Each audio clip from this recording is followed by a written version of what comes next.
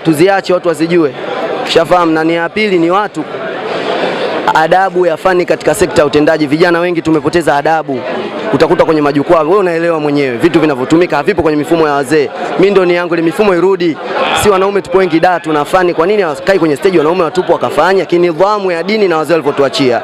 Kaswida ni wanaume watupu, wanawake wasikilize. Sauti ya mwanamke si nzuri kuimba mbele ya hadhira, na pia katika vikazi si wanawake na wanaume, hiyo sio nidhamu, tunakosa baraka. Kwa mimi nikasemaje, ukiongea hivi utaonekana mnafiki, ili watu waone fanya. Kwa mimi nimeamua kufanya ili wenzangu waone kuwa hivi kuna miondoko katika dini haifai kufanya.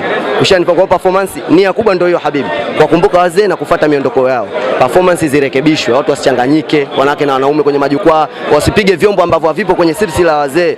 Hiyo ndio nia kubwa, sio kwa ubaya. Unapomwona mtu anapotea, tumia njia ya kumwelekeza. Siwezi kumfuata bwana, acha kupiga gita, acha kupiga drums. Tunatumia hekima kuwafundisha kwa hiki kitu. Tungo zetu za sasa tuzitumie kwa mfumo huu, watu watapenda.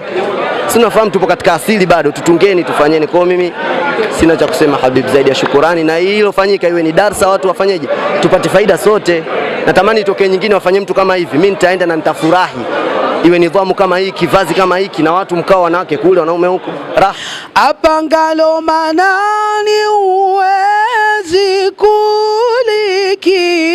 kulikimbia, wakuzuia nani Mola alokupangia. Zidisha imani kwa Mola wako jalia, watu wa peponi ni wale wanovumilia. Akhi Talib kutoka Masjid Nuru Muhammad.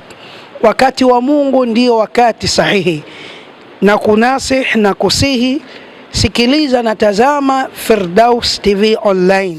Unatazama Firdaus TV. Wakati wa Mungu, wakati wa Mungu, tusaidie.